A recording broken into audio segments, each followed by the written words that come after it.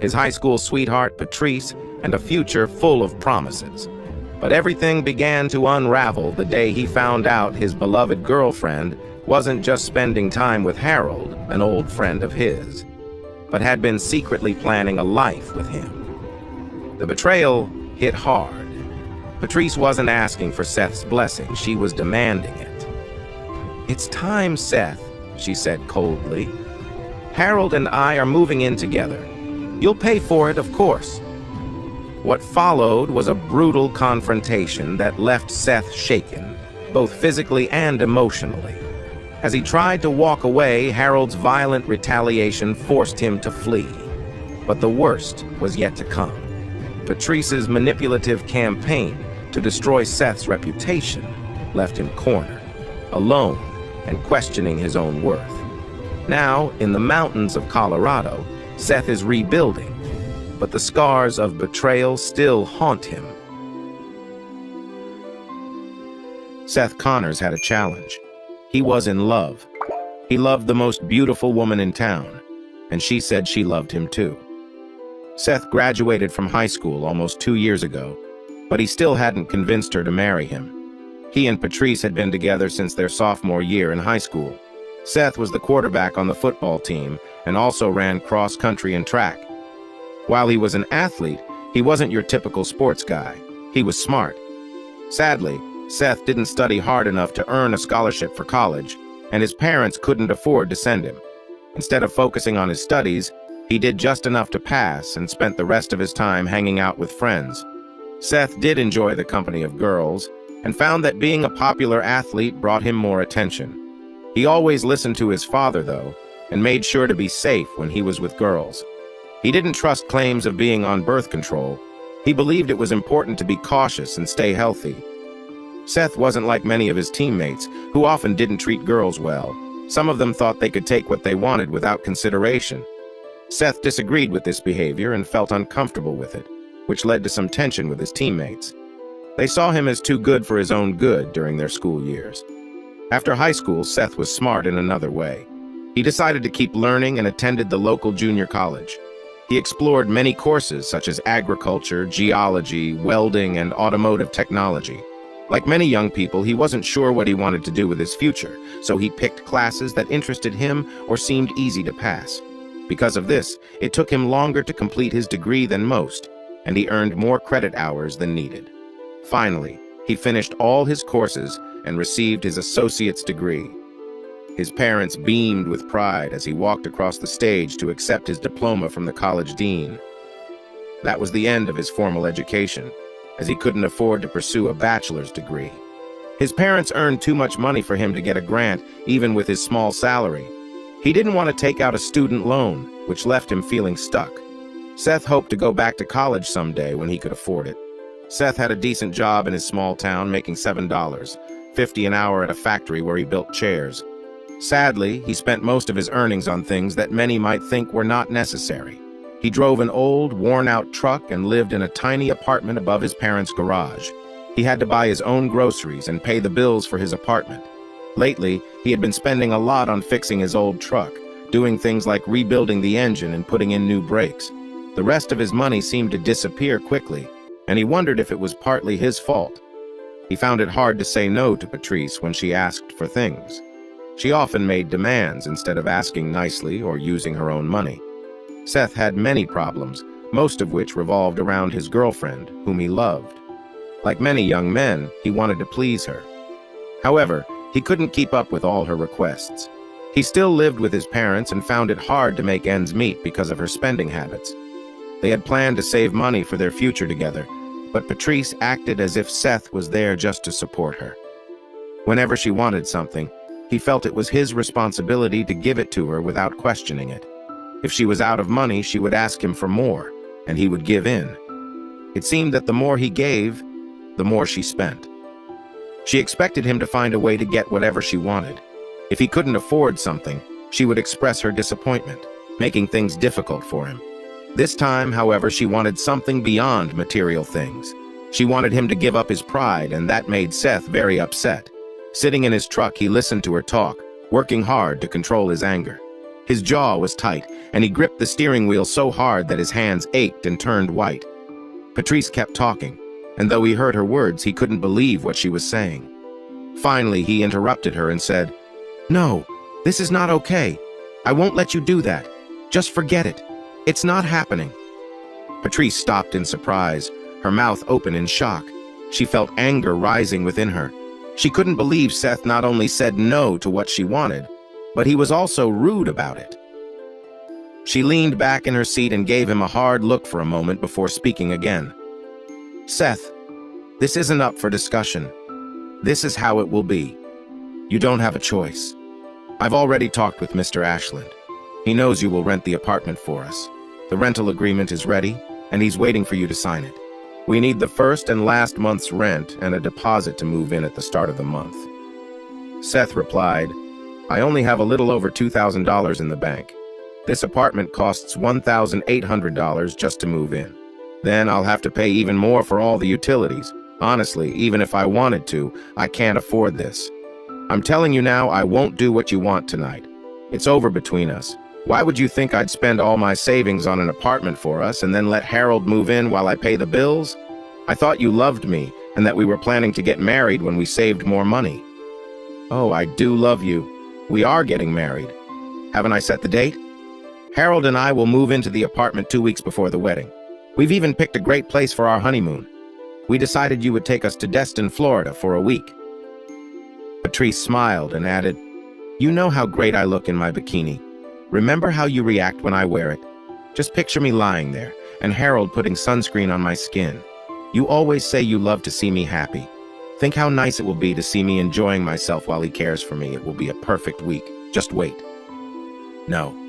No way. I don't even know why I'm talking about this. Forget it. It's over."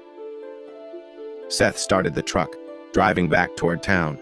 Patrice sat quietly, glaring at him, her mind racing with anger. How could he ruin her plans like this? Hadn't she and Harold been working toward this for almost a year? Seth had always given in to her demands. Surely he would be ready for this next step. She made sure Seth saw her and Harold together a few times. At first he got mad, but over the year he seemed to accept it. She had convinced him that it was him she loved, and Harold was just a friend. If only Seth would accept Harold as her partner, then she could have everything. She would have someone to support her and someone to make her feel special. Patrice didn't understand how everything had gone so wrong. After leaving the park, Seth drove to the small apartment Patrice shared with 2 co-workers. He kept the engine running and stared ahead, tense and silent. Patrice glanced at him, confused, until he finally spoke, his voice sharp with anger. "Get out. Get out of my truck. I can't believe you thought I'd just let this slide. Cheating on me, lying to me, it's over. Get out of my sight." The words hit Patrice like a slap. Shock turned to anger in an instant. Without a word, she reached for the door handle, but in her haste, the door swung back, hitting her knee hard. Pain shot through her leg, and she gasped in agony. Seth barely reacted, except to snatch the engagement ring from her hand while she winced in pain. He looked at her coldly. "Now, go." Struggling with the pain, Patrice climbed out of the truck. She leaned against the door for balance, glaring at Seth as he sat there. Her voice was trembling with anger as she hissed, "You'll regret this." Then she hobbled toward the porch of her apartment. Inside, the door opened to reveal Harold, one of her closest friends. He stepped outside, his face etched with concern as he watched Seth speed away. Turning to Patrice, he asked, "What's going on? Where's Seth? What happened?" Patrice felt her composure crumble. She threw her arms around Harold and sobbed, "He didn't even listen to me. I tried to explain everything, but he wouldn't give me the chance. How could he just leave like that?" Harold guided her inside and helped her to her room. She barely noticed her roommates in the living room as Harold led her to the bed. Once she was lying down, Harold pulled up a chair beside her. "It's okay," he said softly. "Just rest for now." Patrice stared at the ceiling, tears streaming down her face. She felt the weight of everything crashing down on her, but Harold's calm presence helped her feel a little less alone. Patrice sat on her bed, tears still streaming down her face, overwhelmed by the weight of the evening's events. Harold stood by her, watching her silently, his expression unreadable. She turned away, wishing she could simply erase the entire day. He stepped closer, his voice firm but calm. "Patrice, you need to pull yourself together. Whatever happened with Seth, you can't let it ruin you. You're stronger than this." Patrice shook her head, wiping at her cheeks. "You don't understand. I tried to make him see reason. I tried to fix things, but he wouldn't listen. He just walked away." Harold sighed, pulling a chair closer and sitting down beside her. "Sometimes people don't want to hear what you have to say, no matter how hard you try.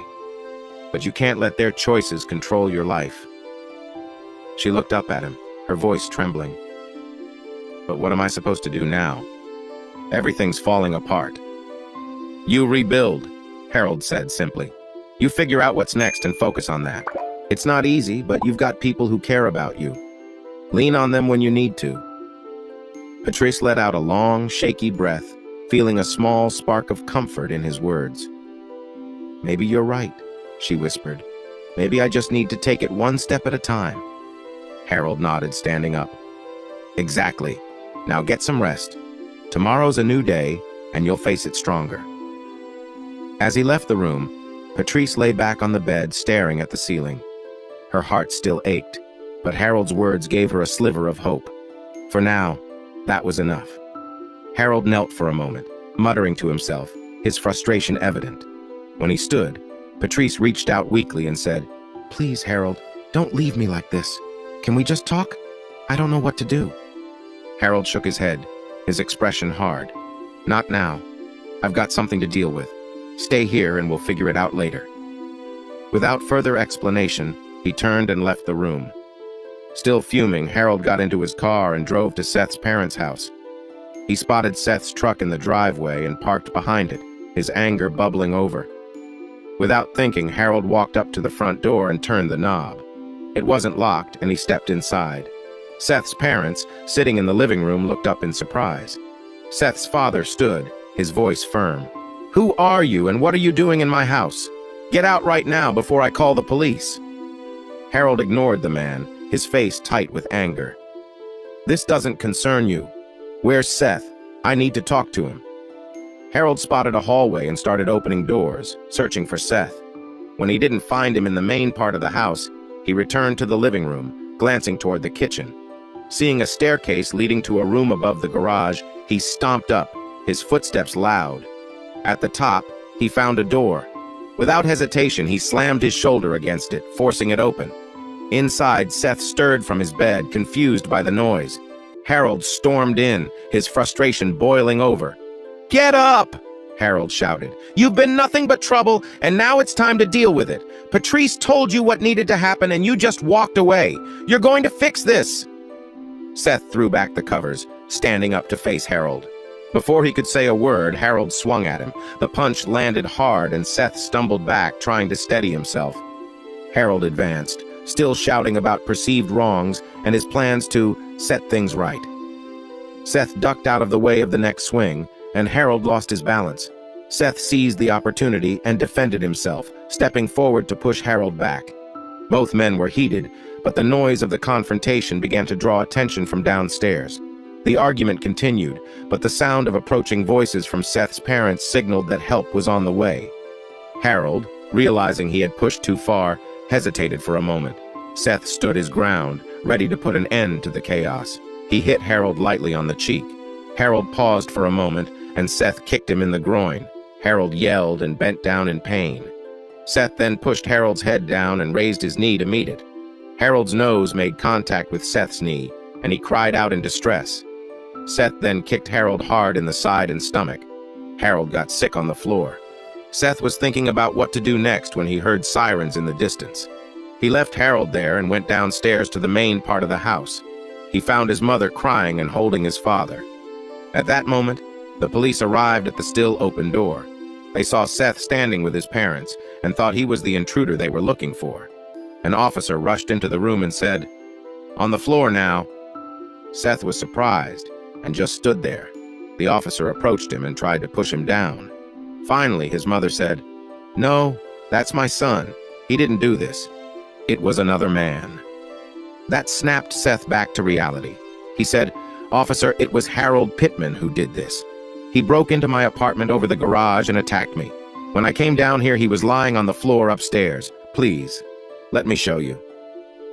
Seth and the officer arrived just as Harold was slowly trying to come down the stairs from the apartment. If he had used the back stairs, he might have escaped. He froze when he saw the officer. When the officer started to put handcuffs on him, he tried to fight back. In the end, Harold was cuffed and taken from the house. Most of the rest of the night was spent giving statements to the officers and agreeing to press charges against Harold. Harold's story was very different from the Connors. He claimed he had been invited in and that they had attacked him. Even the prosecutor was confused, as the front door showed no signs it had been forced open. Harold insisted he was a guest, and that the Connors wanted him to be part of some kind of game. Patrice and her friends said that Seth had been trying to force her into a similar situation because his parents had done that. The court case turned into a he said, she said situation. In the end, Harold was found not guilty of any crime against the Connors. He was sentenced to time served for resisting arrest. After the trial, Harold, Patrice, and her friends started spreading rumors about Seth. Eventually, Seth reached his breaking point. He had been in trouble before for fighting when people teased him about his supposed interest in unusual relationships. One evening, Seth came into his parents' part of the house and said, "Mom, Dad, I can't take this anymore. It's been almost 7 months since Harold and Patrice started causing trouble for us, and things are just getting worse. I'm leaving town. I don't have a good job here anyway. I think I'll head to the little place Grandpa left me in Colorado and stay there for a while. I'll try to find some work to get by at least until this settles down. If I stay here, I might end up in serious trouble." The next day, Seth went to work and gave his 2-week notice. His boss didn't try to change his mind. In fact, when the supervisor heard Seth had quit, he said, "Good riddance. We really didn't need you here anyway." He told Seth not to come back the next day and offered to pay him until the end of the week if he would just leave without causing any more issues. It took Seth 3 days to prepare to leave town. Early on a Saturday morning, he sadly hugged his parents goodbye and set off for his new life on the little 640-acre plot in Colorado. His old truck was packed with his bed, a comfortable chair, clothes, and some pots and pans. He hoped one of the old buildings on the property was still standing well enough for him to use. It had been almost 6 years since he or his parents had visited, so he didn't expect much. Seth's land was located between Silverton and Telluride back in the mountains. It had a small mining settlement and an abandoned gold mine, which was now a ghost town with no one living there. Seth had loved visiting the place as a child, and he looked forward to starting over there. Since it was early spring, he hoped to plant a small garden to help with his food. He also planned to hunt and fish for some of his meals. After collecting his final paycheck, settling his bills, and selling what he didn't need, he had almost $2,700 in cash. He would have to make that last until he found a job.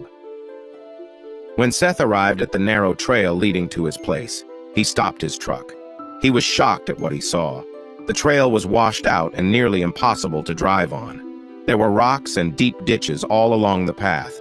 Only a 4-wheel drive vehicle could manage it. He worried his truck might struggle to make it up the trail. One of the first things he would have to do was fix the trail a bit, though he didn't want it to look too welcoming. He preferred to be alone. Seth walked nearly half a mile up the trail, moving sticks and fallen trees out of his path and placing rocks in the worst ditches. At last, he could see his little ghost town ahead. He hoped he had fixed the trail enough to drive his truck to his new home. He got back in his truck and took the almost 3/4-mile drive up into the mountains to his land. The town was nearly in the center of his plot, but the winding trail made it a longer drive. Seth shifted his truck into 4x4LO and set off in low gear. He was moving so slowly the speedometer hardly moved off 0. The old truck bounced and rocked, making the ride quite bumpy. Every now and then he would stop to work on the worst ditches to make the road a little better. Finally, Seth reached the mine site. He parked and looked over his new home. Most of the buildings had fallen down or the roofs had caved in. The shelter over the mine shaft was still standing, and the machine shop and mine office looked okay, with their roofs still intact, though he doubted they were watertight. A few other smaller buildings seemed to be mostly in one piece as well. Seth pulled his truck as close to the covered mine shaft as he could. stopping about 25 feet from the mine office. It was almost noon, so he quickly made himself a sandwich. As he walked around the area, he ate and drank from a bottle of water. Rather than buy bottled water, he used old milk jugs to bring his own. He wasn't sure if the water from the stream beside the mine was safe to drink. One of his tasks would be to get it tested or buy filters for safe drinking water. Until then, he planned to boil it for safety. Seth walked upstream to where the penstock came out toward the mine. He noticed it was blocked and tried to move the mechanism to see if he could open it. After some effort, he managed to get the gears working and watched the water flow into the diversion. This water had been used years ago to clean the ore and to run a small generator for some electricity. To his surprise, the pipe had very few leaks. He closed the gate again and followed the pipe toward the mine. When he reached the small generator, he tried to turn the water wheel to start it. It seemed stuck. Seth wasn't sure if it was just rusty or if the generator itself was broken. Either way, he had work to do before he could get power. If the generator was beyond repair, he likely did not have enough money to fix it. Seth continued down the hill to the outer buildings. As he expected, most of them were too damaged to save. One building, the old general store and bar, was still in fairly good condition. To his surprise, he could even see some shelves and other items inside. He didn't try to open the locked door. He would get to that later. Seth moved on to the machine shop next. It was next to the flume and generator building. When Seth arrived at the machine shop, he forced the door open. The building was large, about the size of a basketball court, and to his surprise, it was filled with machines. There were lathes, welders, torches, and other metalworking tools. In the back of the building was something that excited Seth, a D3 cat dozer just inside a garage bay. There were also other pieces of equipment he didn't recognize. Some of them looked like mining tools, such as winches, buckets, and ore carts. There were many steel beams, pipes, and girders stacked inside, too. After exploring quickly, Seth thought he could make some money by selling scrap steel if he needed to. Of course, that depended on him clearing the road enough to get it out. Next, Seth moved on to the final building, the office. To his surprise, it was in great shape. His family had used it during their last trip, and it was maintained better because of their visits. Seth backed his truck up to the small porch and unloaded his belongings. He decided to stay in this building for a while. Seth then focused on the old mine, hoping to find something valuable inside. Like many others, he dreamed of finding gold, even though he knew his chances were very slim. Before leaving home, he had researched the mining technology from the 50s and 60s when the mine closed. He learned that many mines left behind recoverable gold in the tailings from that time. However, he realized he couldn't afford the technology needed to reprocess the tailings, even if he had the expertise. Seth opened the gate to the mine shaft and began to explore carefully. This old shaft was weak in many places and could be dangerous. Inside the mine, he found more ore carts and hand tools, along with several kerosene lanterns and helmets. He put on a helmet and shook the lanterns. Some even had kerosene in them. He combined the kerosene into one lantern and found a good wick. After lighting it, he was ready to see what he could uncover. After almost 2 hours, Seth exited the mine. The sun was setting and he was tired. He grabbed his soap and went to the stream for a quick cold wash. When Seth got back to the office, he made a sandwich, had some chips, and opened a can of beans for dinner. He sat on the porch, relaxing and thinking about what to do in the coming days. He decided his first task was to fix the holes in the water pipe and flume, then try to get the generator working. He had a small refrigerator he could use if he could get some power. After that, he planned to work on the dozer so he could clear space for a garden and then tidy up the road to make it easier to get around. The next 5 days were long and exhausting. Seth worked from dawn until dusk. He took apart the generator to clean it, lubricated it, and checked everything he could. He spent almost a whole day getting the metal gears moving again so the water wheel could turn the generator. He also repaired the wiring from the generator to the office building. Early on the 6th morning, Seth walked up the mountain to the gate on the water pipe. He opened the gate and watched the water from the stream flow down the channel into the pipe. There were still a few small leaks, but he was happy with his work. Next, Seth moved to the water wheel. He opened the diversion and saw the water pour onto the wheel.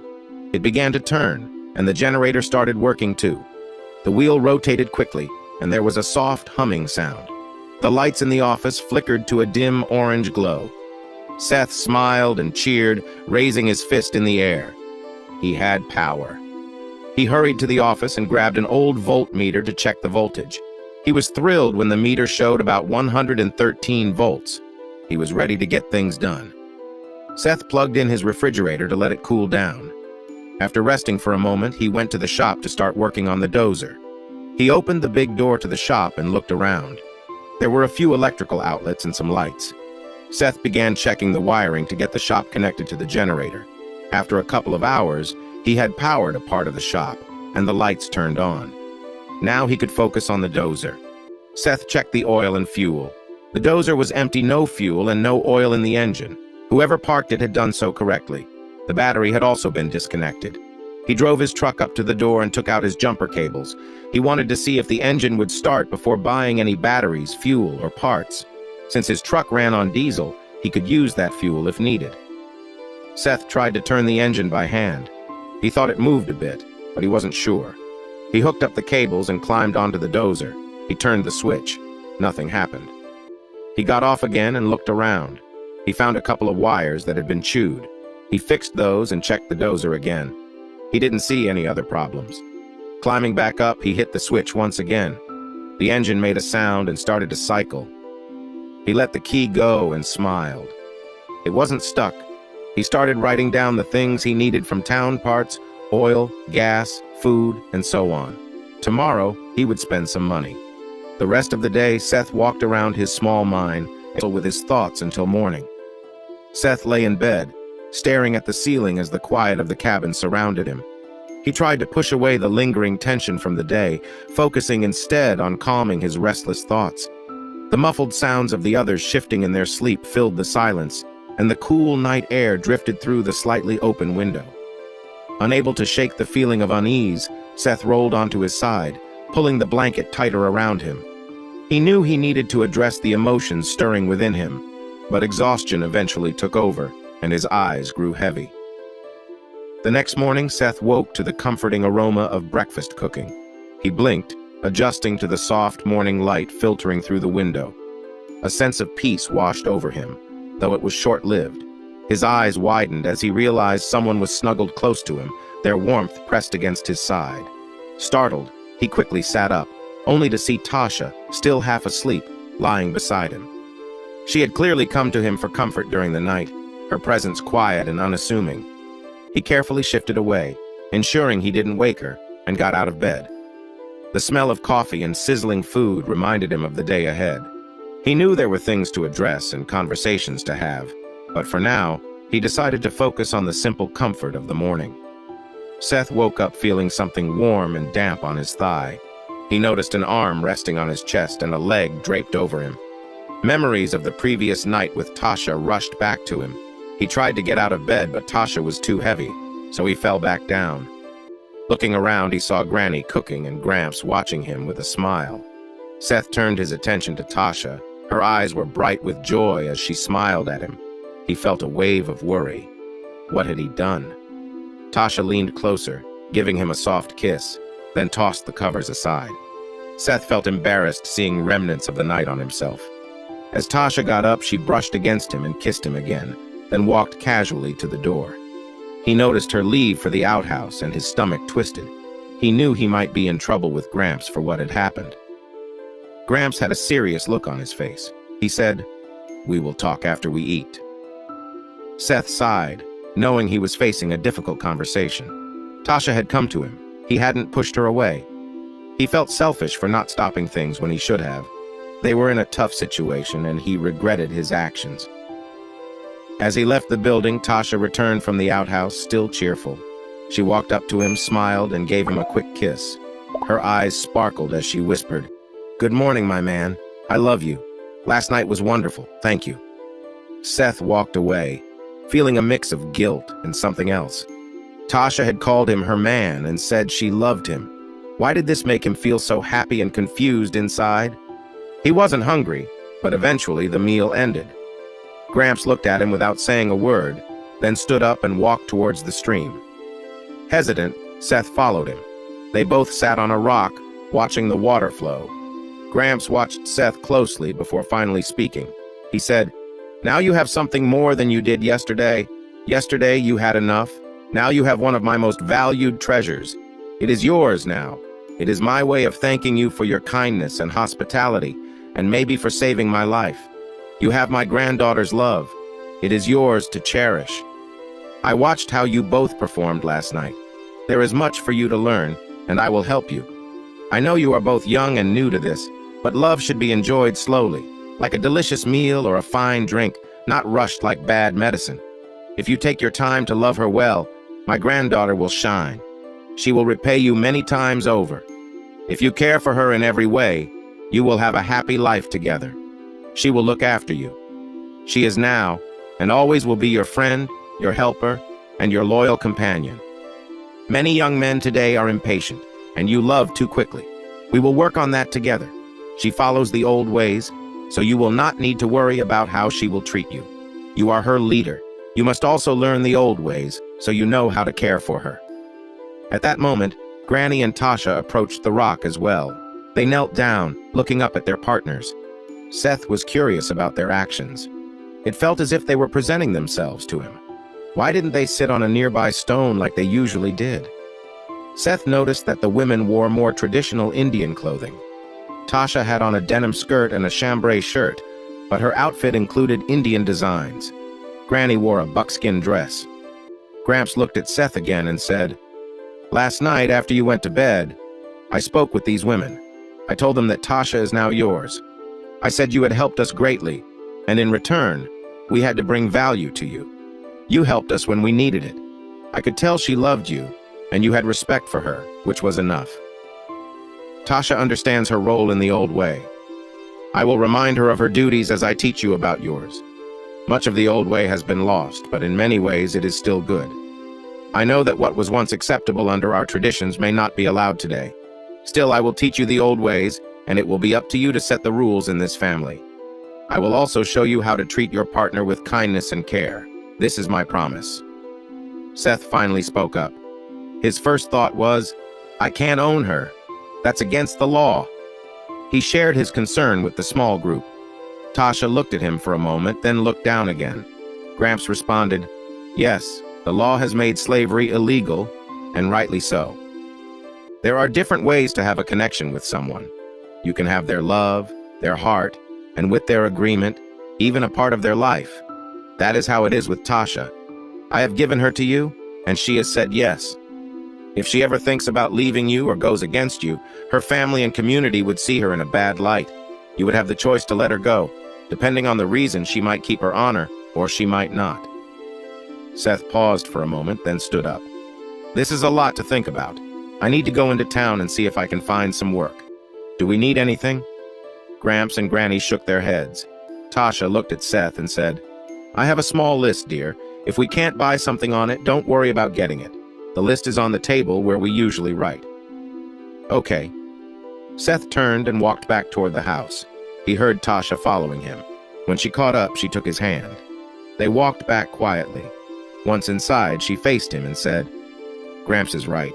You do have a part of my heart and soul. I accept that he wants me to be with you.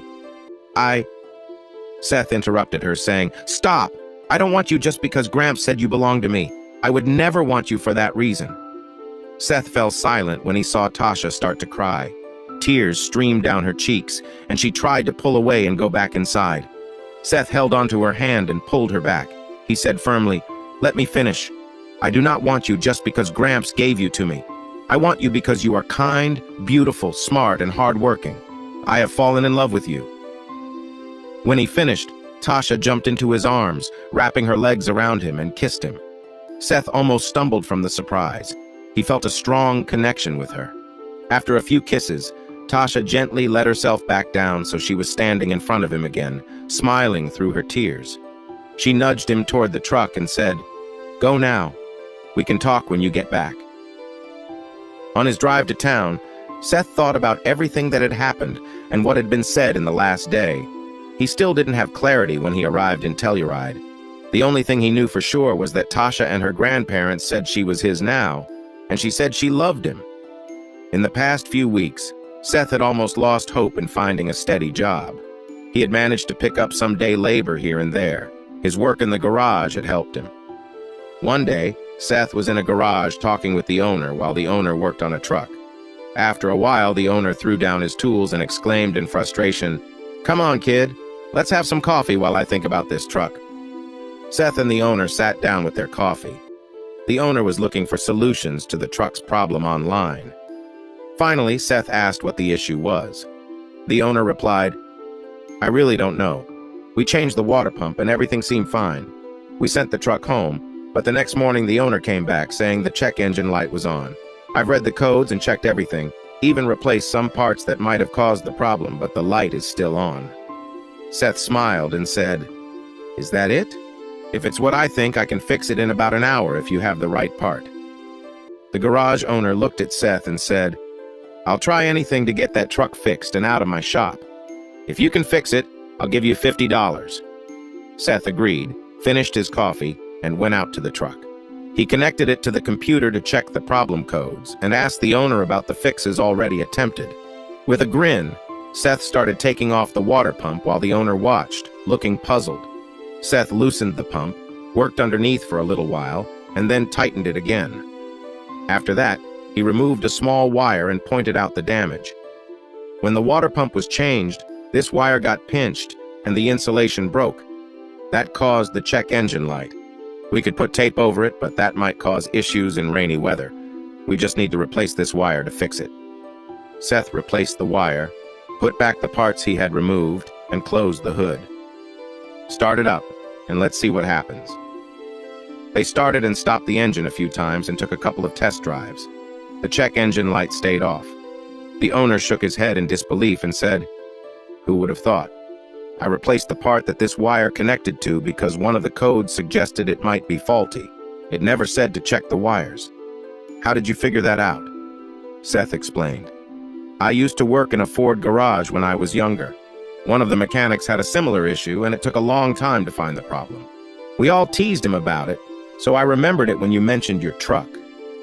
This garage was one of the first places Seth visited that day. Sometimes the owner was busy enough to hire Seth to help with a job for a day or two. Today was a good day for Seth. He worked 6 hours and earned $20.00 per hour, which made the trip to town worth it. He even received a promise for more work the next day. Seth bought a few small things he needed, but he also decided to treat Tasha to a little gift. He picked up a small bouquet of flowers from the grocery store for her. When he got home, Tasha was very happy. She loved the flowers and gave Seth a warm hug and a sweet kiss before she took them to an old glass jar she used as a vase. After dinner, they all sat on the porch. Gramps and Granny started teaching Seth about old traditions. During the week when they weren't working, Seth learned a lot. Much of what he discovered was interesting and surprising. Seth learned that in the past, a husband could be strict with his wife if she upset him. If she made serious mistakes, he might mark her with a scar as a sign to the community that she had not been a good partner. For minor mistakes, he could punish her in various ways. A husband was seen as the head of the household, and while his wife could give suggestions, he made the final decisions. Seth learned it was smart for a husband to listen to his wife, especially about things she managed. The wife took care of the home, collected food, and did heavy work. She was also expected to be there for her husband when he needed her. Seth thought this meant the husband had certain expectations of her. The husband's main duties were hunting and securing their safety, along with other responsibilities. Gramps often took time to teach Seth about different skills. These lessons ranged from hunting to managing relationships. Sometimes Gramps would involve Granny to help explain certain aspects of being caring and attentive to a partner. Although it was a little awkward for Seth and Tasha, it helped them understand each other better. As fall approached and the weather turned chilly, Gramps spoke to Seth and said, "When we started staying with you, you promised to help us complete our journey to the reservation. We feel it is time to finish our trip home. The weather is getting colder, and we miss our family and friends there. Could you please set up our trip back now? We really appreciate your help this summer. We've tried to return your kindness, but it's time for us to go on our way." Seth felt a heavy sadness in his chest. He remembered his promise to Granny and Gramps. But he had forgotten that they didn't want to stay in Colorado. He would miss them a lot. He started to think about how he would help them get home when he suddenly recalled that Tasha had been traveling with them too. The thought of her leaving him made him feel even more heartbroken. His voice trembled as he said, "If that's what you truly want, I can help. I can drive you in my truck if you don't mind waiting until this weekend." "That would be good, Seth. We will miss you, but this is what's best. You don't have enough room for all of us, and it's not fair for you to work so hard and pay for everything we need. I'll tell the women." The next 2 days were very hard for Seth. He thought several times about asking Tasha to stay, but he couldn't. How could he tell her to choose him over her family? He knew he wasn't a good choice for her. He didn't have a real job, just some part-time work when needed. He felt he couldn't support himself, let alone Tasha. Saturday morning was cold and windy. The sun was shining, but Seth felt chilly inside. He didn't even taste his breakfast, and the coffee upset his stomach. He felt every gulp burn. Once the women finished washing the dishes, everyone got into his truck and they drove off. They stopped a few times during the trip. It wasn't a very long drive, but for Seth, it felt like a very long day. They traveled straight to the reservation just outside Gallup, New Mexico. When they arrived, Gramps directed Seth down some dusty roads until they stopped in front of a small, run-down shack. Everyone got out of the truck. Gramps walked toward the shack, where a large woman peered out. She and Gramps talked for a bit before she invited them inside. Seth didn't catch much of the conversation, but he was starting to understand a little Navajo.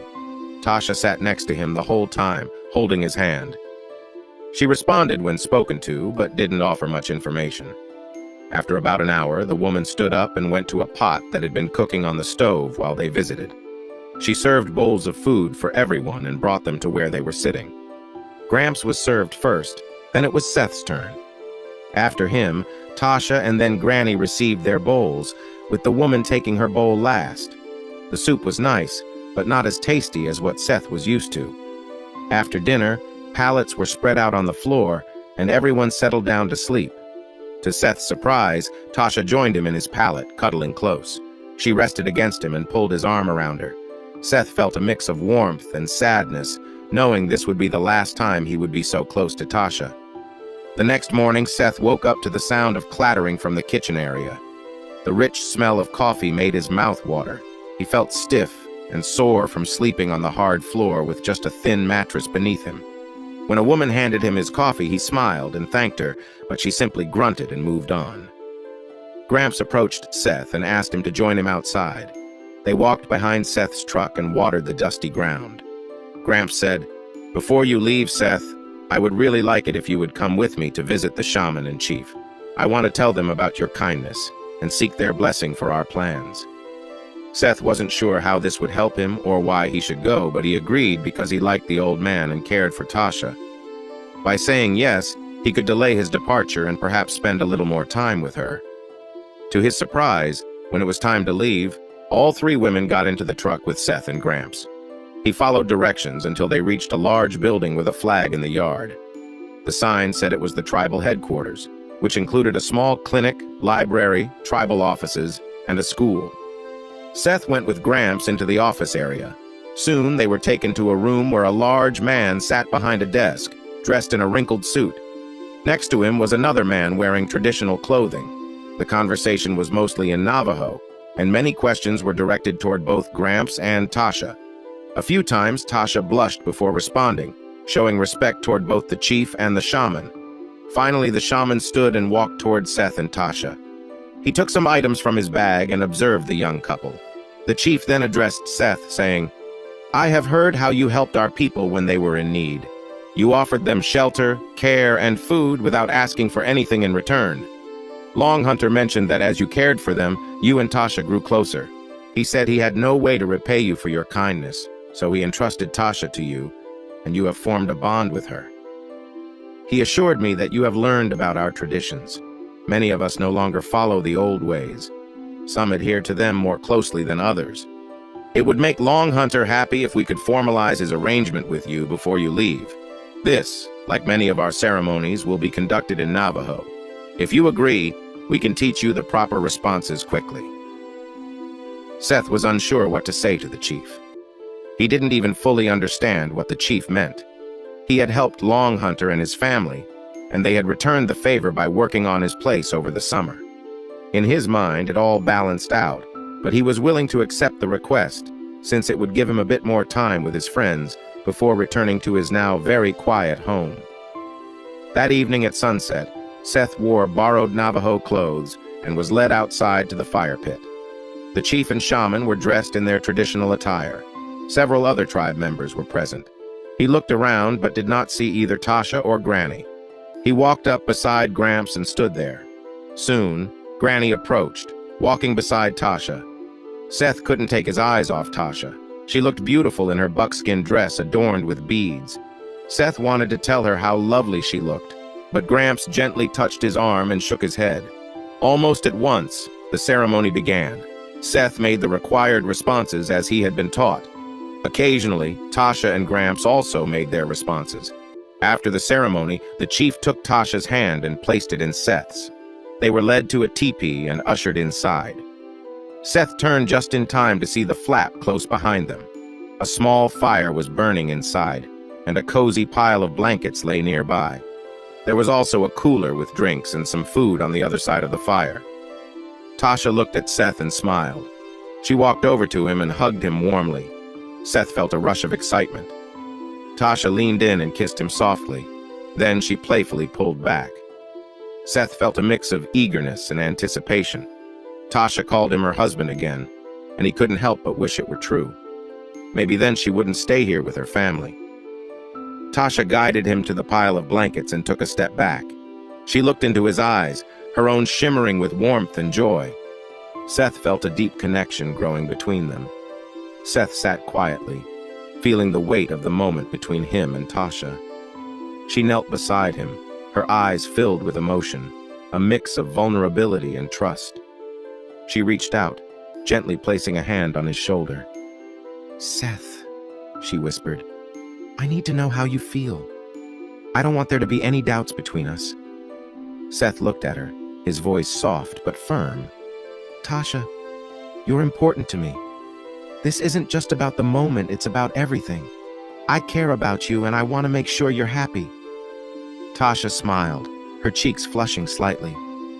"You always know how to make me feel safe," she said. "It's not just your words, it's how you are, Seth. You're honest, and you don't hide how much you care." Seth reached out, taking her hand in his. "I don't know what the future holds," he admitted, "but I know I want to face it with you. Whatever happens, I'll do my best to make sure you're never alone." They sat together in comfortable silence, the tension of the day fading into the background. Outside, the faint sounds of night settled over the land, and Seth felt a sense of peace he hadn't known in a long time. In that moment, he realized that with Tasha, he could find a way to rebuild his life one step at a time. Tasha leaned against him, her voice barely audible. "Thank you, Seth, for everything." Seth gave her hand a gentle squeeze, his own heart lighter than it had been in years. The connection they shared was something he would cherish and protect, no matter what came next. He moved gently, feeling a warmth around him. Tasha made a soft sound and moved closer. Seth pressed down again, feeling the connection grow deeper. He pulled back a little and then pushed forward again. They moved together in rhythm, creating a familiar dance. As they got closer to their peak, their movements quickened, filled with energy. They shared a moment of joy together. Tasha expressed her delight, and in that shared feeling, Seth responded in kind. He felt a rush of warmth and closed his eyes, enjoying the moment they had created together. Outside, there were laughs and claps, but they were just background sounds to the two of them. After a while, Seth lay down next to Tasha, and she covered them both with a blanket. Chosen to go home. She had paid off her family's debt and even spent one last night with him. He felt guilty for how things had turned out, but she had made the choice herself. She had agreed to their arrangement for a place to stay and meals. Seth focused back on the truck as he shut the door. Out of the corner of his eye, he noticed something. He turned his head and saw Tasha sitting in the passenger seat, tears forming in her eyes. Seth exclaimed, "Tasha, what are you doing here?" Tasha frowned and replied, "Where else would I be, husband? I thought we were going home this morning." Seth paused, surprised. She had called him husband again and said, "we." He asked, "What do you mean?" Then a smile started to form. "Are you saying you're coming back to Colorado with me? When did you decide this?" "What do you mean, when did I decide? Don't you want me to come with you? Was I just someone you used for a while to get by? I thought you loved me. You said you did. You accepted me when my grandfather offered, and we had the ceremony last night." Tasha began to cry and turned her head away from him. He reached out and gently pulled her back into the truck as she tried to open the door. "No! I mean, yes, I love you. Please don't get out. I thought when Gramps asked me to bring you home, you were going to stay. I thought you were done with me, that you felt you had paid your debt and would be with your family. If that's what you wanted, I wasn't going to change your mind. I thought I would just go home and try to forget." "Oh, Seth. Did anything we talked about not sink in? I'm your woman now. Grandfather gave me to you. I love you, and you said you loved me too.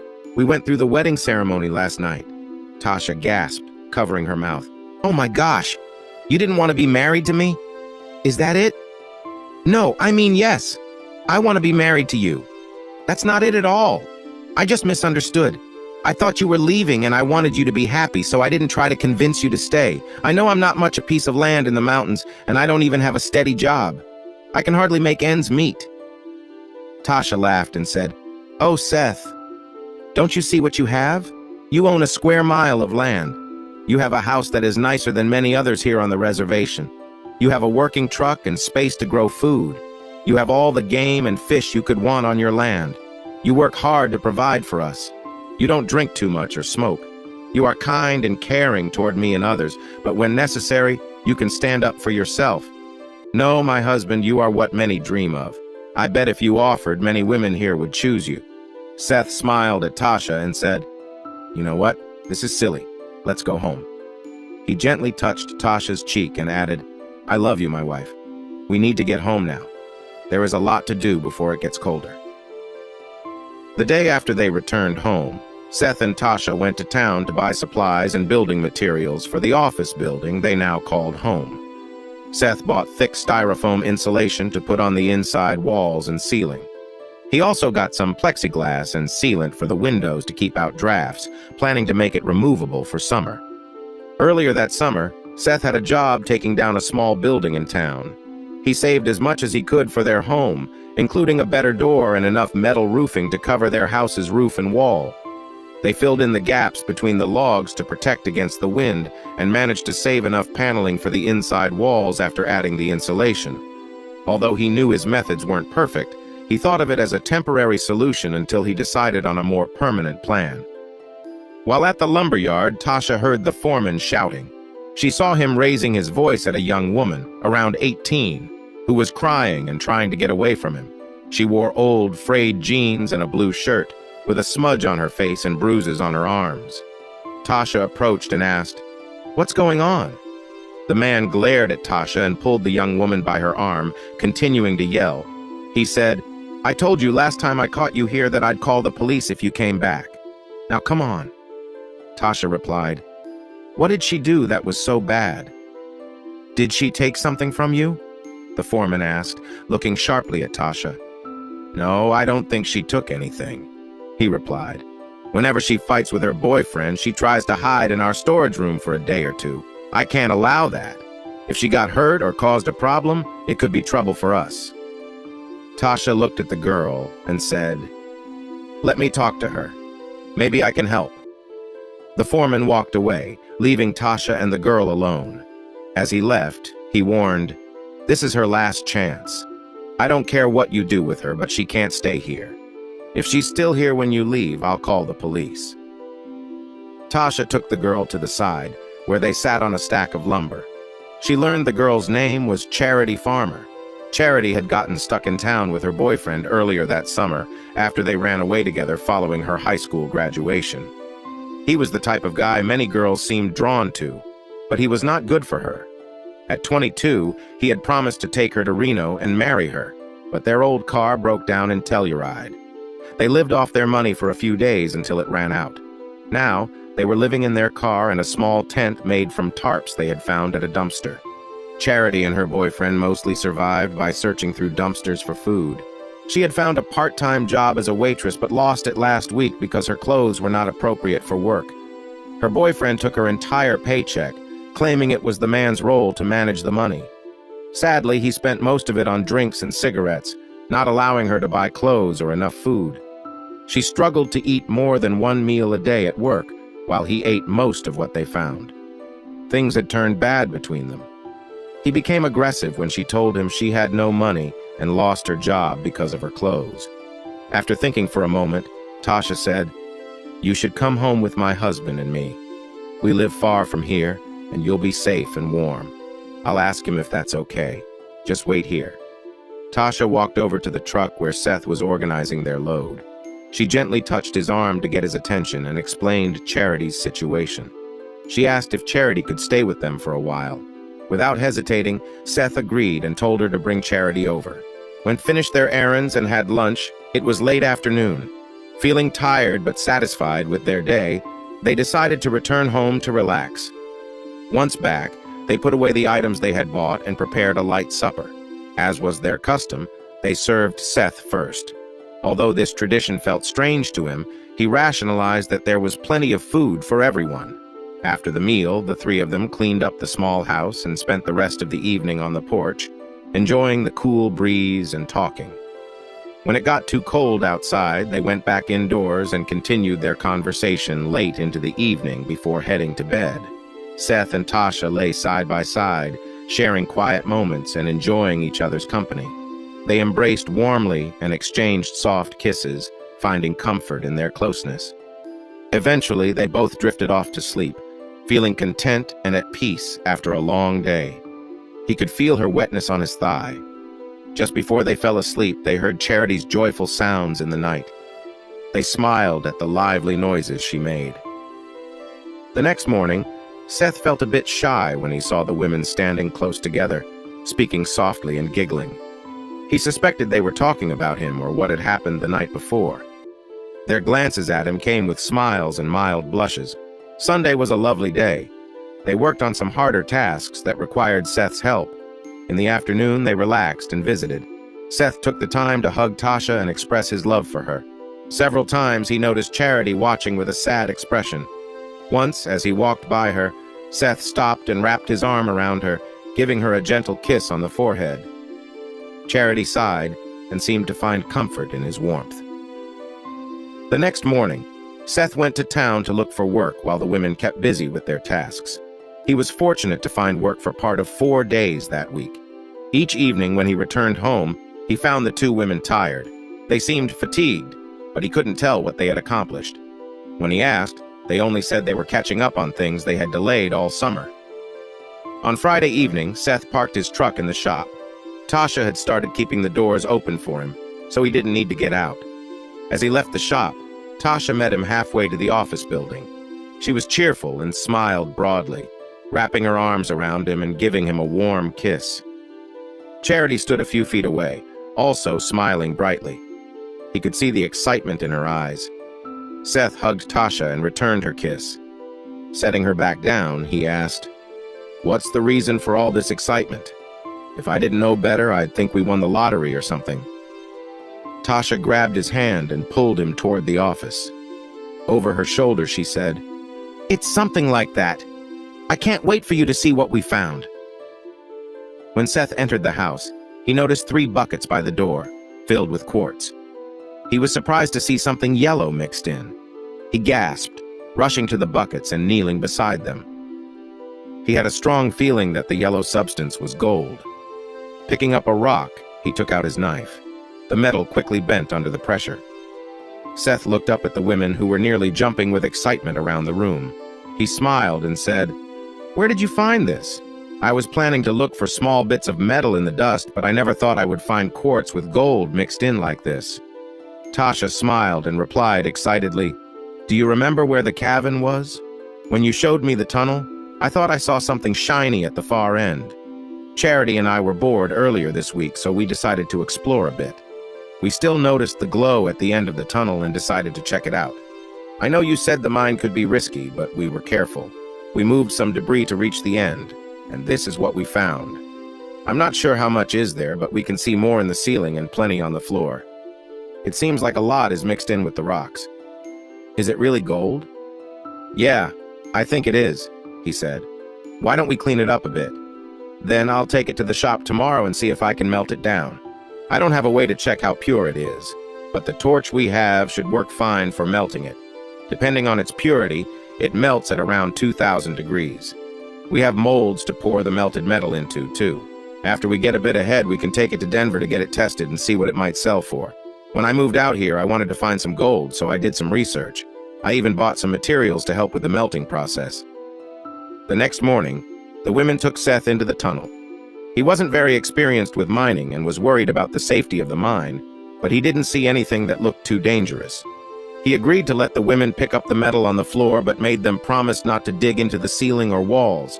For the next 2 days, the three of them worked from morning to evening, collecting gold from the old mine. While the women brought buckets of ore out of the tunnel, Seth cleaned the quartz and melted it down. From the first 3 buckets, he estimated they got about 1.5 ounces of melted metal. They decided to keep working on the ore until they cleared the floor, and then they would head to Denver. By the time they gathered all the ore that had fallen from the ceiling, Seth had 13 small bars. They had only picked up what was easily accessible on top of the cavern and what had rolled down into the tunnel. Seth wasn't sure how pure the gold was, but estimating it at 90% purity and weighing about 1 ounce each, he calculated they had nearly $19,000 in gold. He was nervous about having so much valuable ore on him, even though he had tried hard to keep it hidden. 10 days after the girls showed him their first 3 buckets of gold, Seth decided it was time to go to Denver to sell it. He needed more supplies to melt the ore, and he wanted to get rid of it as well. If he couldn't sell it, he planned to store it safely. The 3 of them were excited as they set out, though the trip felt long. Seth kept the gold in an old can behind his truck seat and felt uneasy leaving it unattended. Their first stop in Denver was the library, where they used the internet to find places that could test the gold and buy it. Seth discovered that there weren't many buyers for raw ore due to strict laws. Although there were many places willing to buy jewelry and coins, none advertised buying raw ore. The places that did buy ore were far away, and shipping it made Seth uncomfortable. He found one buyer in Reno, Nevada, willing to purchase raw ore. After discussing it with the women, he decided they would drive there to see what they could offer. After a 2-day drive from Denver, they finally arrived in Reno. They rented a cheap room and planned to visit the company the next day. When they explained their purpose at the company, they were taken to a small room to speak with a man who seemed unkind. He looked at them with disdain and said, "I understand you want to sell some gold? How much do you have? We usually don't buy jewelry from individuals." Seth felt his frustration rise. The man's rude attitude quickly changed his nervousness into anger. He replied, "I wasn't asking about selling jewelry. I came to see if you would buy some raw ore, but I think I'll look for someone else." He stood up and walked out, with the women following quietly. The man followed them, saying, "If you want to sell your jewelry, next time go to a jeweler. I'm too busy for this." Seth was visibly upset now. As he turned to leave, he accidentally bumped into a well-dressed older man. Seth apologized and tried to move past him. The man noticed Seth's angry expression and the sadness on the women's faces. He looked at the rude man in the doorway and said, "I'm the manager here. Is there a problem I can assist you with, sir? You and your companions don't seem very happy with us right now." Seth glanced at the man and began to respond when the buyer interrupted. "I was told we had a customer wanting to sell a large amount of gold, sir. When I arrived, I found these folks here. I simply informed them that we only deal in larger amounts of gold and precious metals, not just a piece or 2 of jewelry." The man turned to Seth and said, "I'm afraid he's correct, sir. We buy in larger quantities here. Smaller businesses handle individual items, or you can send them to one of our other locations. I understand, but we thought we had enough to sell that you might be interested. Unfortunately, your buyer over there didn't think we had enough for him to bother with. He told us he wasn't interested before we could discuss the quantities and prices." The older man glared at the young buyer before turning back to Seth. "Well, young man, just to be fair, how much metal do you have to sell today?" "I really don't know, sir. I have—" Seth heard the man behind him chuckle, and turned to face him again. The buyer smiled and said, "See, sir, that's why I told them to leave. As you can see, he doesn't even have anything with him." Seth turned back to the older man. "To continue, sir, I do not know exactly how much metal I can offer. I have a small gold mine on some property I own. It was a working mine until the early 1950s when my grandfather closed it down. Recently, I've mined some ore from it. I can't test its purity, but I've melted it into small bars using the equipment my grandfather left at the mine. I have 13 small bars that I estimate weigh about an ounce to an ounce and a quarter each. I read from your advertisements online that you would assay and purchase both ores and jewelry. That is why I am here, and I do have the ore with me. I just didn't bring it into the building until I understood the situation." The older man looked at the young buyer again, and there was real anger on his face this time. The young buyer's face turned pale, looking unwell. The older man said, "You are absolutely right, sir. We do purchase ore, and we test it for purity. We can conduct an exact analysis by melting and purifying it, or we can drill your bars for a less precise analysis. Regardless, we will pay 99.7% of the daily London spot price for gold based on the analysis of your ingots. Would that be acceptable to you, sir?" Seth smiled and replied, "Yes, I can agree to that. If you're interested, I can go get the ore now." "Yes, we're interested. Do you have it with you, or will you need to go pick it up?" "No, it's outside in our truck. I'll just be a moment." As Seth turned to leave the building, the older man glanced over at a security guard. Seth walked into the building, carrying the ammunition can carefully. An older man greeted him with a polite nod and said, "If you'll follow me, we can discuss things in a more comfortable space." The man, who later introduced himself as Roger Wilkins, led Seth into an ornate office filled with polished wood and detailed decorations. They had just settled in when a man in a white coat entered. Roger handed him the ammunition can and said, "This needs to be assayed as soon as possible." Seth received a receipt for the can, which contained 13 bars of gold. The man nodded and left with the can. Roger turned to Seth with a smile. "Would you like to watch the process?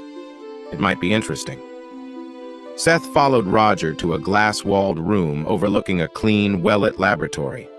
From their vantage point, they could see the technician weighing the gold and carefully drilling small samples from each bar. A digital readout displayed the weight: 4,735 ounces. The samples were then melted down in a crucible for testing. After a while, the technician turned on a microphone and reported, "The bullion is remarkably pure 96, 537% gold, 367% silver, with the remainder being trace materials." Roger smiled broadly. "Well, let's head back to my office and finalize the transaction." Back in the office, calculations were made based on the day's market prices for gold and silver. Seth left with a check for $24,677.04. The amount left him and the women grinning from ear to ear. Their first stop was the bank, where Seth deposited most of the money, keeping $667.04 for immediate use. Next, they visited a mall to shop for winter clothes and one formal outfit each. Feeling accomplished, they decided to stay overnight at a Holiday Inn Express. They booked a non-smoking room with a king bed, eager for some relaxation. After freshening up, they changed into swimsuits and enjoyed a couple of hours in the indoor pool and hot tub. The soothing water and warm atmosphere left them refreshed. Later, they returned to their room to change for dinner. Seth told Tasha and Charity they could pick any restaurant, and to his surprise, they chose Red Lobster. The meal was filled with laughter and conversation, making the day feel even more special. Back at the hotel, they stayed up watching TV, too excited to sleep after such a fulfilling day. Around midnight, they ordered pizza and sodas for a late-night snack. Finally, they climbed into bed, the day's adventures leaving them content and ready to rest for whatever came next. Seth turned to Tasha and whispered softly, "Tasha, please don't. I'm already feeling overwhelmed, and I don't think I can handle any more right now." Tasha gave him a playful grin and replied, "Oh no, my husband. You've been avoiding your duties to me. Tonight, you're not getting away with just lying here and going to sleep." Seth hesitated. "I can't do anything with Charity right here. What would she think? Tasha laughed gently and responded, "She would think you're caring for your wife in the way a husband does. We've shared space before, and it's not something to hide. We love each other, and this is part of showing it. Besides, I'm your wife, and we're here together. That's all that matters."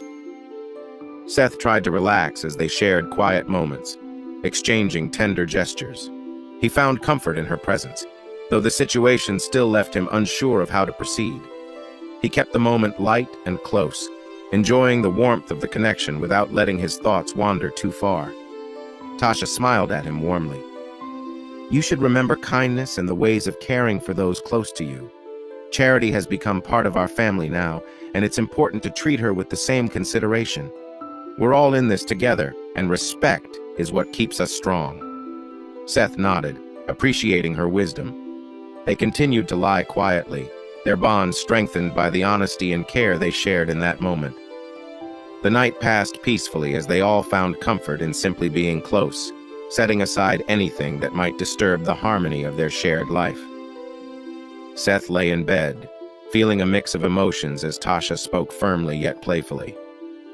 "Since you've been avoiding your responsibilities, we decided to take things into our own hands tonight," she said with a mischievous smile.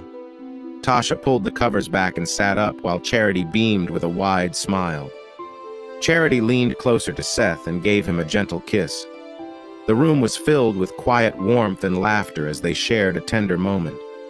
They all exchanged meaningful glances, their bond evident in their shared companionship. Seth took a deep breath, feeling the weight of the day begin to lift. He appreciated the affection and care that surrounded him, even as he struggled to relax. Charity and Tasha stayed close, speaking softly and sharing kind words. They all lay together in the comfortable silence of the room, the connection between them built on trust and mutual understanding. They shared a few more moments of quiet conversation and affectionate exchanges before settling in for the night. The atmosphere was lighthearted yet sincere, filled with the kind of closeness that comes from knowing one another deeply. Eventually, they all drifted off to sleep, feeling at peace. The night ended quietly, with a sense of calm and unity among them. As soon as he felt ready, Charity gently pushed him back and encouraged Tasha to join in. When Tasha let out a joyful sound, she leaned on Seth and gave him a soft kiss. After that, she moved to the side, and the two women pulled the covers over the three of them. The next morning, the three friends enjoyed a free breakfast in the lobby. They filled their plates and, although it wasn't entirely right, they each took some extra food back to eat later. After finishing up their errands and loading their bags into the old truck, they began their long but joyful drive home. Once home, Seth sat at the small table with some paper and a pencil. He wrote down notes and made some drawings. After thinking for a while, he called Tasha and Charity over. "I've been thinking about what we need to do around here. A lot of my ideas will have to wait until spring. We can't afford everything I want because we don't have enough money. I might find some work in town this winter, but it won't be much. Things were slowing down even before we sold our gold. If I'm lucky, I might find 1 or 2 part-day jobs each week if I can even get to town when the snow arrives.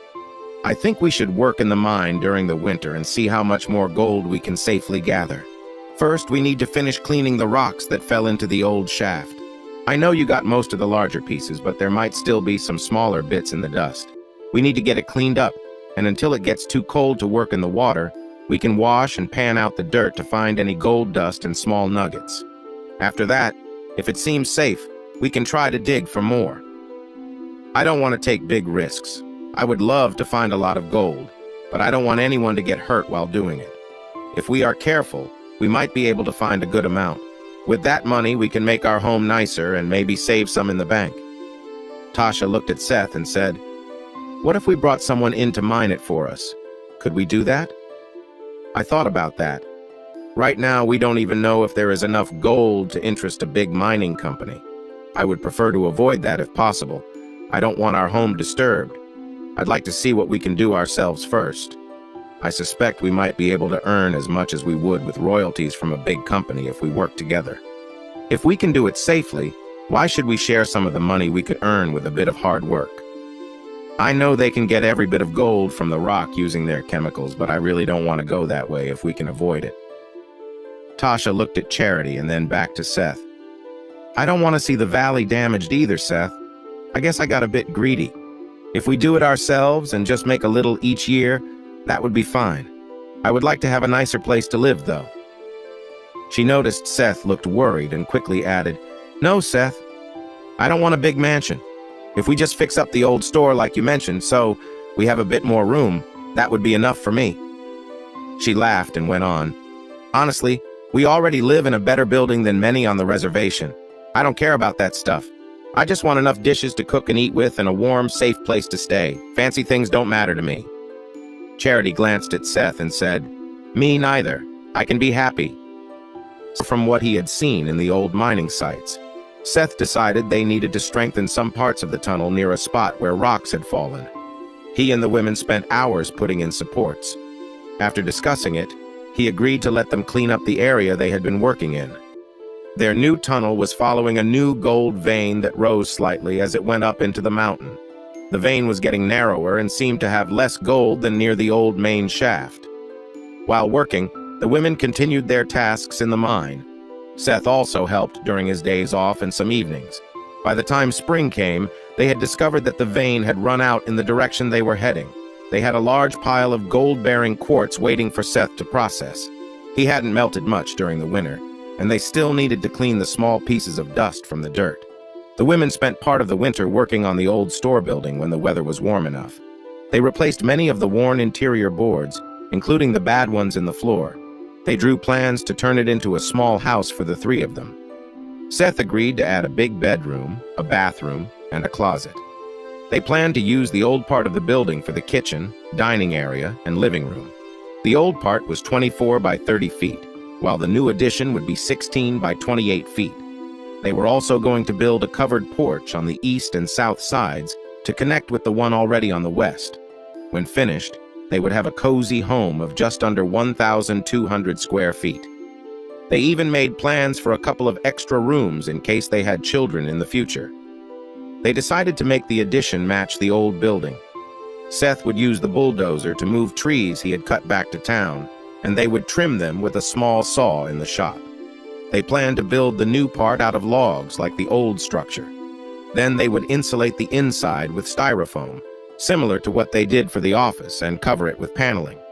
Seth reminded the women that the job would take a long time. He didn't want to go into debt to build the new addition, but he figured he had enough money from the gold he had collected. As spring went on, they prepared the ground for a large garden and planted it. Seth started working on the gold they had stored, melting it down into bars like they made the year before. By early June, he finished and found he had 57 small bars. If they had the same amount of gold as before, they mined about 72 ounces. At current prices, this was around $117,000. They weren't rich, but to them, it felt like a lot. They all agreed not to sell all the bars at once. One reason was to avoid high taxes. They needed to think about how to protect their small fortune. The company that bought the gold would report the sale to the government, which meant Seth had to pay taxes. They decided to spread the sales over several years to keep the taxes lower. Seth aimed to keep his income below a certain level, so it would not be taxed. He and Tasha had filed as married to use more income exemptions. Seth and the women made another trip to Reno with 17 bars of gold. They knew selling this would require paying taxes since Seth intended to keep working in town. They wanted the money to renovate their home. Seth decided to hide the remaining gold bars in the shop under a heavy piece of equipment, planning to sell them as needed later. After a pleasant 3-day stay in Reno, they returned home and went back to their work. 3 days later, Charity approached Seth and said, "I have an idea for how I can help more here. You remember I grew up on a farm?" Seth nodded, and Charity continued, "Tasha and I were talking about how expensive food is and how we spend our free time. We could find work in town, but I believe we can help more if we stay here and manage things. I think we can turn a couple of the older buildings into small barns for animals. I want to get some chickens for food and eggs. There's enough grass in the valley for a milk cow, and we could raise some steers for beef each year. Some land near the garden is good enough to grow grain for the animals. We could also cut hay to feed the cow in winter. Can we use some of our money to buy the animals? I know Tasha and I can take care of them in the garden too." I really want to do this, Seth. Seth took a moment to think about Charity's idea. Then he replied, I don't mind that. If it doesn't work, we can sell the animals. If it does work, we'll have some cheaper meat. I'm getting worn out from wild game and fish anyway. Charity smiled and walked over to Seth. She gave him a warm hug and a quick kiss. Stepping back, she looked into his eyes for a moment. Her voice shook a little as she said, Thank you, honey. You don't know how much it means to me that you believe in me like this. I promise we won't let you down again like we did in the mine. Seth took some time off work to help with the logging and to fix up the logs for the new part of the house. He also repaired the 2 smaller buildings for their animals. He helped position the logs for the walls of the addition and put on the roof. It took them almost 4 months of part-time work to finish the basic structure. They didn't work on construction every day because they had to care for the garden and do other farm tasks. No work was done in the mine during this time. Seth only managed to work in the mine for a few days, but did find a little more dust and some small nuggets. Once the new addition was finished, Seth started on his own projects while the women worked on the details of the house. He helped them with tasks that needed more hands or his strength and skills. By the time ice began to form on the water left outside overnight, they had completed the new house. It wasn't fancy, but it was sturdy. In the week of Thanksgiving, on Monday evening, Seth and the women were sitting on the porch, relaxing. It was dusk, and they were considering going inside when he first heard, then saw, a newer F-250 Super Crew truck coming up their road. This was the first unexpected visit he could remember in the little over 2 years he had lived there. For some reason, Seth felt a spark of anger. He was sure the driver was someone who didn't respect no trespassing and private property signs. His face showed his anger as he stood up and moved into the driveway to meet the driver, ready to speak his mind. The sun shone brightly on the car windows, making it hard for Seth to see who was inside. The vehicle stopped, and the engine turned off. Seth positioned himself as he watched the doors open on both sides. Tasha and Charity were on the porch, watching. Without hesitation, Seth ran towards the truck, moving quickly to the woman who came out of the passenger side. When he reached her, he called out, "Mom!" just before hugging the older woman tightly. He lifted her off the ground and spun her around, then gently set her back down. By then, the man who had been driving joined Seth. Seth stepped back, grinning as he asked, "What are you doing here? Why didn't you let me know you were coming? How long will you stay?" He began to lead his mother towards the house and the 2 young women. Tasha and Charity smiled as they watched. When Seth's mom and dad saw them, they looked a bit confused. Seth noticed his mom studying Tasha and Charity. He smiled and said, "Mom, Dad, these are my wives, Tasha and Charity. We're so happy to see you." Seth stopped walking when he felt his mother suddenly pause. He turned to her, and she looked shocked, like she couldn't believe what she heard. She licked her lips and asked, "What? Did you say both of these women are your wives?" Seth thought, "Oh no." He smiled and reached for Tasha and Charity's hands. He looked at his parents and said, "Yes, I did. I helped both of them during tough times, and we fell in love. With the way things are legally, I haven't married them in the official sense, but we have had a traditional ceremony, and we are committed to each other in the way that matters to us. We love each other deeply and are making a life together here." "Oh my," Seth's mother whispered, looking around the homestead. She and his father took in the small buildings and the house, their eyes drifting away from the women. Eventually, Seth's mother sank into a chair on the porch, and his father sat beside her. She finally said, "I don't know what to say, son. We had hoped you would find happiness after what happened with Patrice, but how could you marry 2 women? Oh my." Once the surprise settled down, Seth, Tasha, and Charity welcomed his parents into their home. They prepared a nice meal and started to chat. Both of his parents admired the work Seth and the women had done to improve the old homestead, praising the charming house and their efforts in the small valley for growing food. Seth and the women had bought a used sofa for their living room. At bedtime, they made it comfortable for his parents to sleep on. After the second night, at breakfast, Seth's mother looked at him with a hint of embarrassment. She asked, "Seth, didn't you tell me you lived in the old office the first winter you were here?" Seth nodded, and his mother continued, Would it be okay if your father and I slept out there from now on? We think it might be better if we stayed out of the house. 2 trips to buy things for the much bigger Thanksgiving dinner. By the end of Thanksgiving Day, not only had his parents accepted Seth's new arrangements, but they had also grown fond of his wives. They treated both women and their living arrangement with Seth as if it were perfectly normal. During the week, Seth learned that his father had finally retired. His last day at work was the 1st of November. They were just exploring the country for now. After leaving Seth's place, they planned to head to California and the Southwest for several weeks. Seth promised everyone they would visit his parents' home for Christmas. Things returned to normal after Thanksgiving. Seth and the women were still cleaning the dirt from the mine shaft. They didn't find a lot of colored stones, but they found enough to keep working on it. On Wednesday evening, Seth and Tasha were working on the dirt while Charity cooked dinner. Tasha seemed uneasy. Finally, Seth asked, "What's bothering you, Tasha? You've been on edge for 2 days, and it's worse tonight." Tasha looked up, then quickly looked down.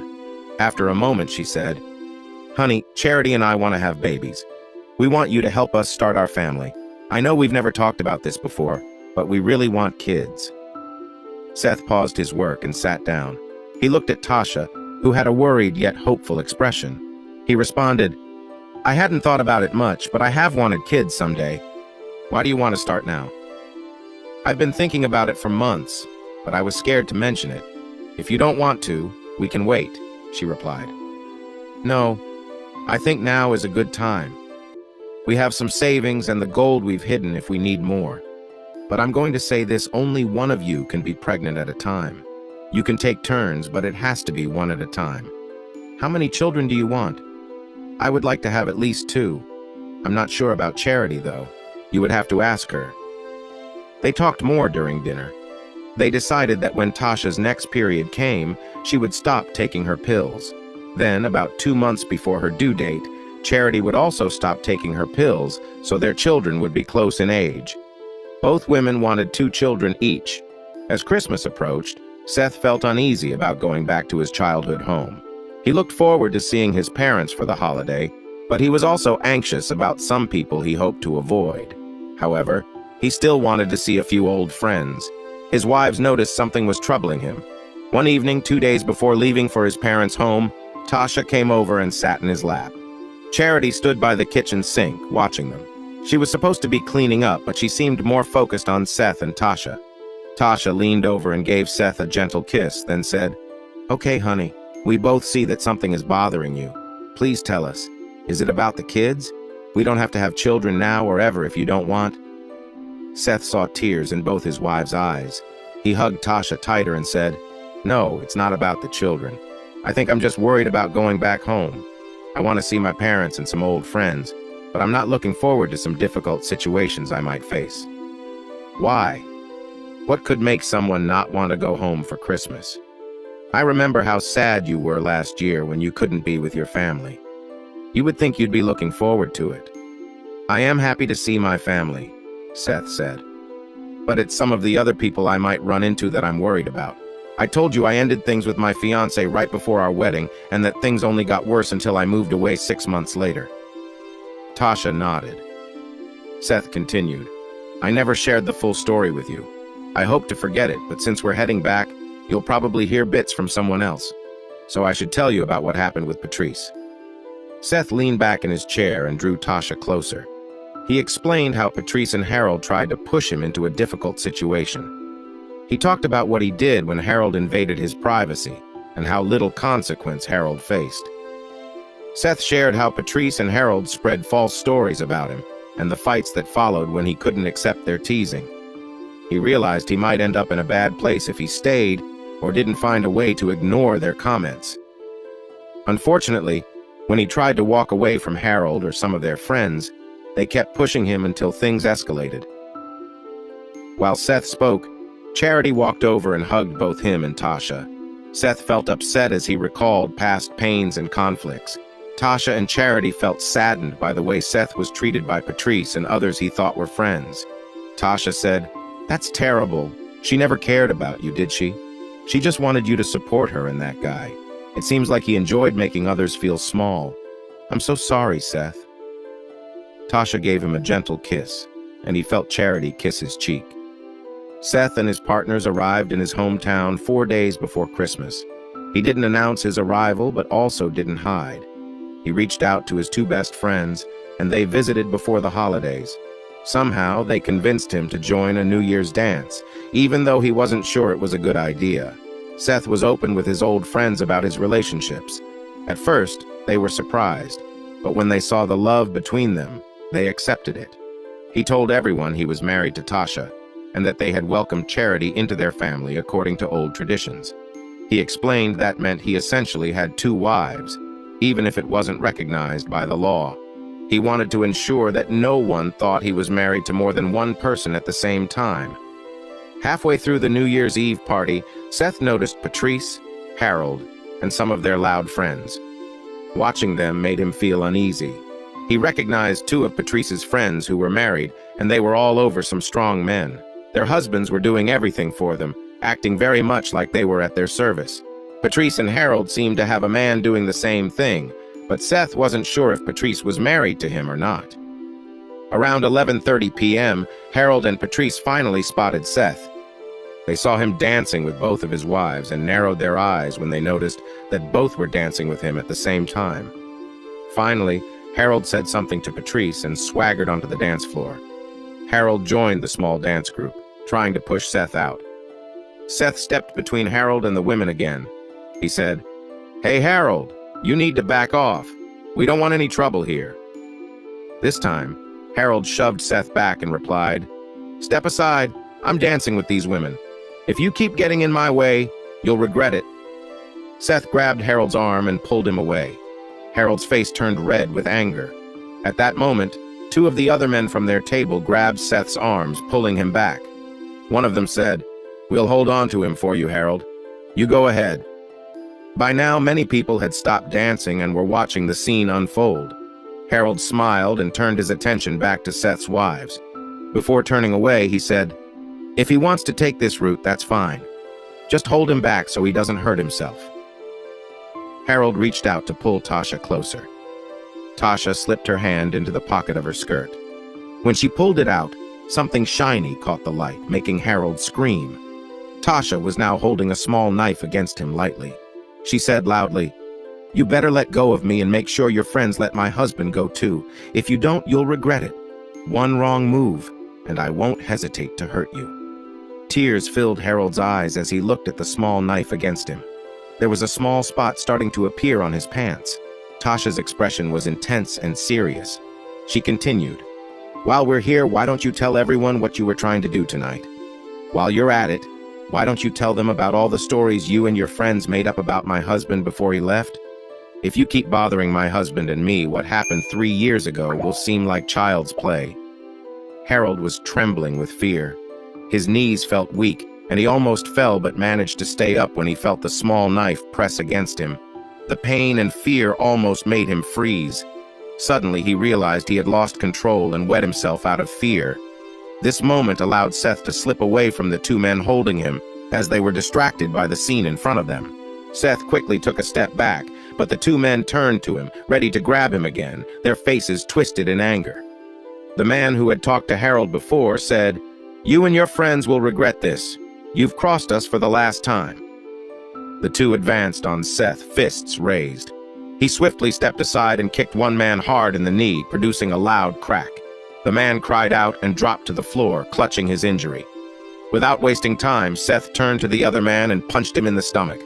When he bent over, Seth followed up with an uppercut to his chin, and he too fell to the ground. Patrice and her two friends rushed to the scene. The friends knelt by Harold, who was in a bad state. Patrice was pacing in fear and anger, her eyes on Harold, who was barely standing. Tasha glanced at the situation and slowly removed the knife from Harold. When she was done, she quickly cut his pants. He groaned and sank to the floor. Patrice rushed to his side and held him close.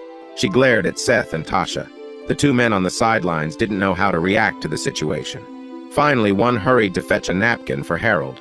The other man watched, then noticed the one with the hurt knee. With a smirk, he went up and kicked him hard, then walked away. His wife looked surprised, then yelled, "You better come back here right now. You'll pay for that." The man didn't respond. He just raised his arm and showed a gesture of defiance. To Seth's surprise, when the police arrived, neither he nor Tasha was taken away. Surprisingly, witnesses told the police that Harold had started the fight, but it was actually Harold and his two friends who got arrested. As the officers led them away, Patrice stood and stared angrily at Seth. She shouted, "You awful person!" Then, she left the dance hall, following her partner. Seth and the women returned home on January 3rd. He and Tasha were excited about starting a family. One day, Tasha came out of the bathroom with a big smile and holding a positive pregnancy test. Over the next 5 years, both women had a boy and a girl each. They continued to live in the old mining town. They fixed up their log house by adding 2 more bedrooms, one for the boys and one for the girls. They also grew their cattle herd and expanded their chicken flock and garden to feed their growing family. When the owner of the garage retired, Seth bought it to ensure steady income and a job. They mined ore from the old mine until their youngest child was nearly 7. Eventually, they reached the end of the easily accessible ore and decided to stop. Over the years, they extracted over $450,000 in ore from the mine and still had $237,000 saved in the bank for emergencies. Life was good. There was a lot of love in Seth's unusual family. They followed old traditions, supporting and caring for one another. They lived simply but happily. Their children grew up healthy and strong, learning about their heritage. After the first child was born, Gramps and Granny moved back into the old office to help care for the children and teach them about their Navajo roots. Later, Seth and his parents fixed up another small building for the grandparents to use in the summer so the children could also learn from their white grandparents. Hey everyone! Thanks for watching.